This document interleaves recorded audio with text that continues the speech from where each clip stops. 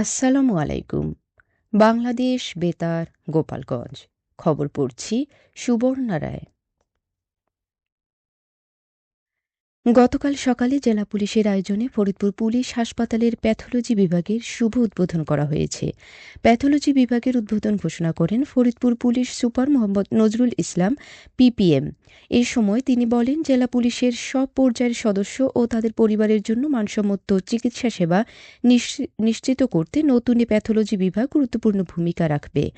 আধুনিক যন্ত্রপাতি ও দক্ষ জনবলের সমন্বয়ে বিভাগটি স্বাস্থ্যসেবায় নতুন দিগন্ত উন্মোচন করবে। এর মাধ্যমে দ্রুত, নির্ভুল ও আধুনিক পদ্ধতিতে বিভিন্ন রোগ নির্ণয় সম্ভব হবে। ফলে বাইরে গিয়ে পরীক্ষা করানোর ঝামেলা কমবে, সময় সাশ্রয় হবে এবং উন্নত চিকিৎসা গ্রহণ সহজ হবে। অনুষ্ঠানে উপস্থিত ছিলেন অতিরিক্ত পুলিশ সুপার মোহাম্মদ শামসুল আজম, অতিরিক্ত পুলিশ সুপার মোহাম্মদ রায়হান গফুর, অতিরিক্ত পুলিশ সুপার আজমির হোসেন ও মেডিকেল অফিসার ডাক্তার সৈয়দ হাসানুল কবির সহ জেলা পুলিশের অন্যান্য কর্মকর্তারা।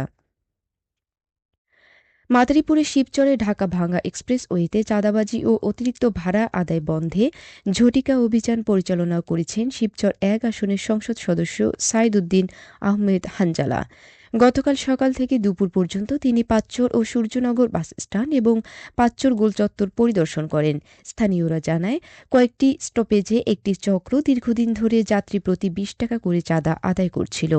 অতিরিক্ত ভাড়া নেওয়ার কারণে যাত্রীরা হয়রানির শিকার হচ্ছিলেন। সংসদ সদস্য সরাসরি যাত্রীদের অভিযোগ শোনেন এবং বাস চালক ও পরিবহন সংশ্লিষ্টদের সঙ্গে আলোচনা করে চাঁদাবাজি বন্ধ ও অতিরিক্ত ভাড়া আদায় রোধে কঠোর নির্দেশ দেন। তিনি জানান, ঢাকার বিভিন্ন রুটের নির্ধারিত ভাড়ার তালিকা স্টপেজে টাঙানোর উদ্যোগ নেওয়া হবে।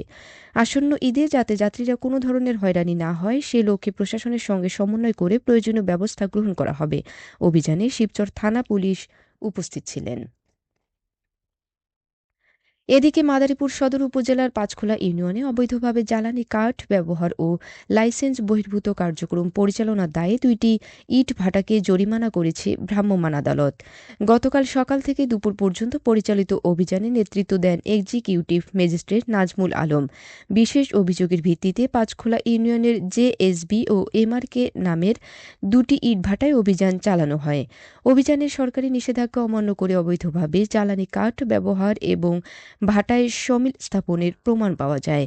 ইট প্রস্তুত ও ভাটা স্থাপন আইন অনুযায়ী ২টি মামলা দিয়ে ৪ লাখ টাকা জরিমানা আদায় করা হয়েছে এবং অর্থ সরকারি কোষাগারে জমা দেওয়া হয়। ম্যাজিস্ট্রেট জানান, পরিবেশ সুরক্ষা ও আইনশৃঙ্খলা বজায় রাখতে তাদের এ ধরনের অভিযান অব্যাহত থাকবে।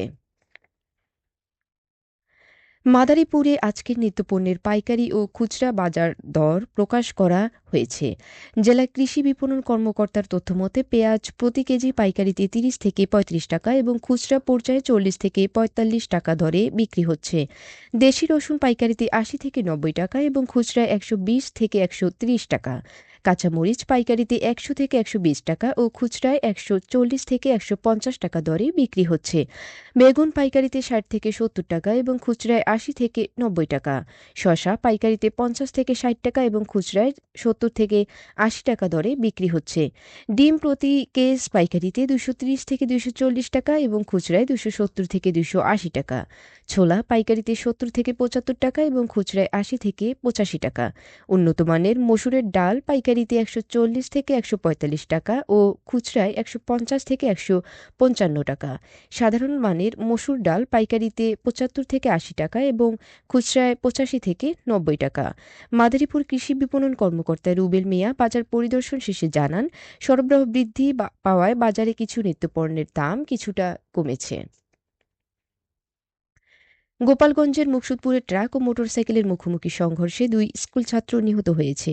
গতকাল দুপুরে ঢাকা খুলনা মহাসড়কের রিসাতলা এলাকায় এ দুর্ঘটনা ঘটে।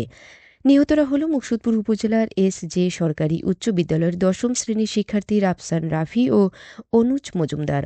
স্থানীয়রা জানায়, মোটরসাইকেলে করে যাওয়ার সময় বিপরীত দিক থেকে আসা একটি ট্রাক মোটরসাইকেলটিকে চাপা দিলে তারা গুরুতর আহত হয়। পরে স্থানীয়রা তাদের উদ্ধার করে মুকসুদপুর উপজেলা স্বাস্থ্য কমপ্লেক্সে নিয়ে যান। অবস্থার অবনতি হলে প্রথমে ফরিদপুর মেডিকেল কলেজ হাসপাতালে নেওয়া হয়। সেখানে কর্তব্যরত চিকিৎসক রাফসান রাফিকে মৃত ঘোষণা করেন। অন্যদিকে উন্নত চিকিৎসার জন্য ঢাকা মেডিকেল কলেজ হাসপাতালে স্থানান্তরের পর চিকিৎসাধীন অবস্থায় অনুজ মজুমদারও মারা যায়। মুকসুদপুর থানার ভারপ্রাপ্ত কর্মকর্তা জানিয়েছেন, আইনগত প্রক্রিয়া শেষে নিহতদের মরদেহ স্বজনদের কাছে স্থানান্তর করা হবে। এবারে শুনুন কৃষি সংবাদ।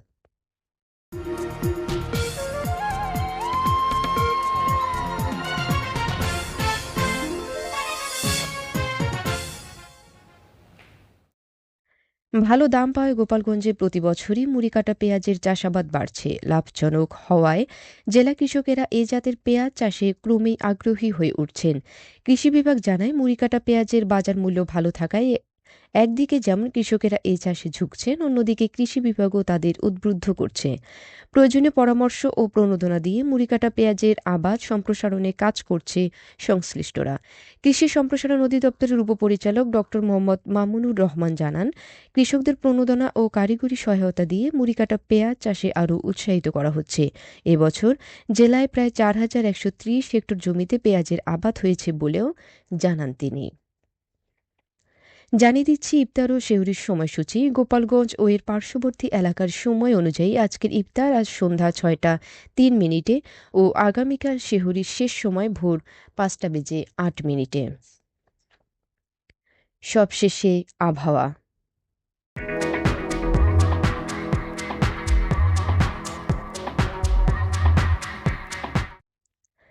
আজ বেলা ১টা পর্যন্ত আবহাওয়ার পূর্বাভাসে বলা হয়েছে, দেশের অভ্যন্তরীণ নদীবন্দর সমূহের জন্য কোনো সতর্কবার্তা নেই এবং কোনো সংকেতও দেখাতে হবে না। খবর শেষ হলো।